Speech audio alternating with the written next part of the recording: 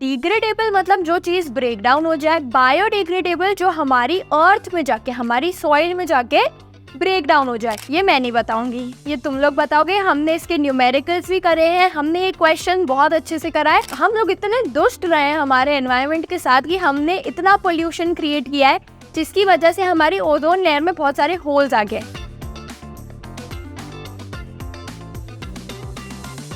Hello नमस्ते, और हम लोग इस वीडियो से आर एनवायरनमेंट के एमसीक्यूज लेने वाले हैं। So without wasting any further time हम लोग शुरू करते हैं। अब फर्स्ट क्वेश्चन है कि दी डीकम्पोजर्स इन एन इकोसिस्टम।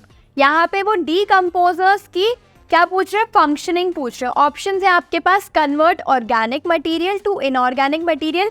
अब तुम लोग फर्स्ट ऑप्शन देखोगे तुम्हें वही करेक्ट लगेगा, बट बाकी भी एक बार देख लो, मे बी कुछ कंफ्यूज करने के लिए दिया हो।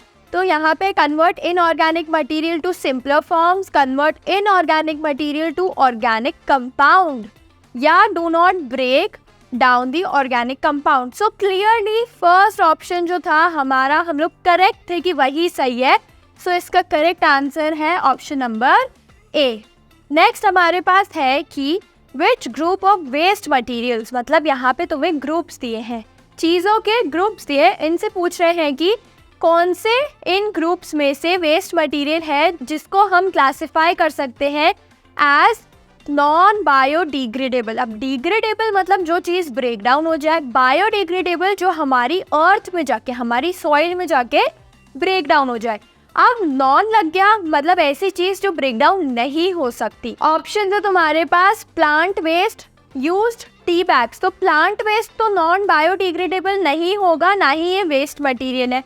पॉलीथीन बैग्स, प्लास्टिक टॉयज, तो हाँ ये वेस्ट मटेरियल भी है, मतलब वेस्ट मटेरियल नहीं है एक तरह से, पर जब ये यूज़ का नहीं है हमारे तो ये नॉन बायोडिग्रेडेबल ही हो जाता है। एंड यहाँ पे भी ऑप्शन है used tea bags, paper straw, या ओल्ड क्लोथ्स, ब्रोकन फुटवेयर। तो ये सब चीज़ें भी वेस्ट है, बट ये वाली जो चीज़ है ना पॉलीथीन वाली, ये सबसे ज़्यादा टॉक्सिक है हमारे एनवायरनमेंट के लिए, तभी इसका करेक्ट आंसर होगा ऑप्शन नंबर डी। अब नेक्स्ट क्वेश्चन हमारे पास है which statement shows the interaction of abiotic component, मतलब एक नॉन लिविंग कंपोनेंट का इंटरैक्शन एक बायोटिक मतलब एक लिविंग कंपोनेंट से। सो यहाँ पे ऑप्शन है अ grass hopper feeding on a leaf. तो यहाँ पे ग्रास हॉपर बायोटिक है, लीफ ए बायोटिक है। सो ये हमारा एक ऑप्शन हो सकता है आंसर के लिए। यहाँ पे rain water running down into the lake, कुछ भी काम करनी है हमारे। एंड अर्थवॉर्म मेकिंग अ बरो इन द सॉइल, ये भी हमारे काम करनी है।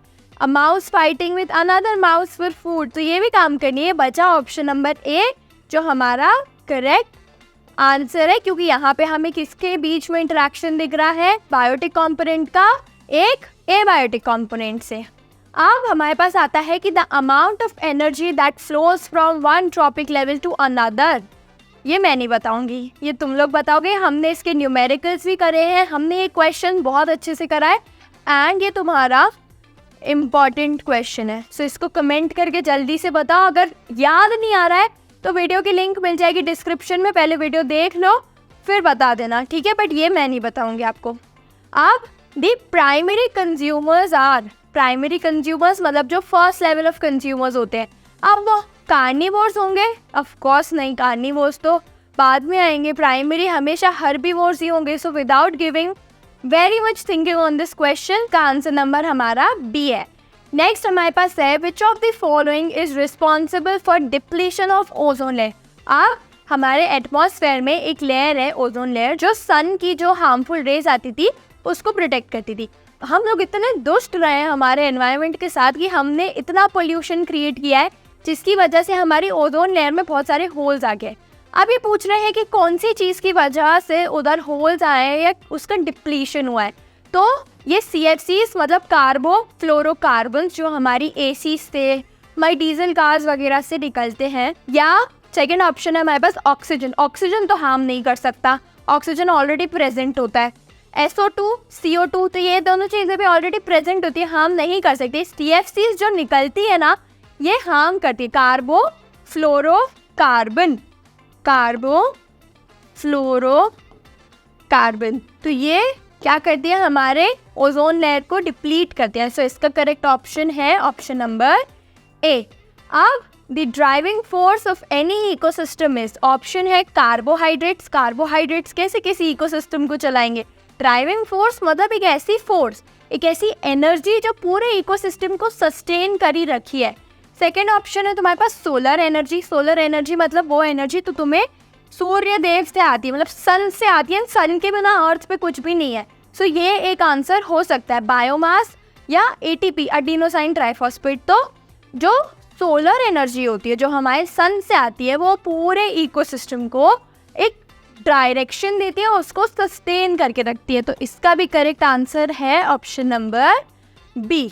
अब नेक्स्ट है एनवायरनमेंट इंक्लूड्स, सिंपल, बहुत सिंपल, मैं नहीं बताऊंगी, स्क्रीनशॉट ले लो जल्दी से, मेरे को आंसर्स चाहिए। अब इट्स हाई टाइम, हम लोगों को रिविजन अपना बहुत स्पीड अप करना है। सो ये मेरे को आप बताओगे एंड यहाँ पे हमारा कंप्लीट हुआ। सो हमने 2 क्वेश्चन दिया आज होमवर्क के लिए, एक ये क्वेश्चन एंड दूसरा क्वेश्चन था ये वाला। सो दोनों का स्क्रीनशॉट ले लो, मेरे को कमेंट करके जल्दी से बताओ एंड अगर कोई भी डाउट है तो उसको भी कमेंट करो। इस चैप्टर की एक और वीडियो मिलेगी तुम्हें एमसीक्यूज के लिए, क्योंकि इस चैप्टर में बहुत ज़्यादा थ्योरी है। सो उस वीडियो के बाद अगर तुम्हारी कोई पर्सनल चैप्टर रिकमेंडेशन है तो वो भी मेरे को बताओ। Till then stay tuned and happy learning.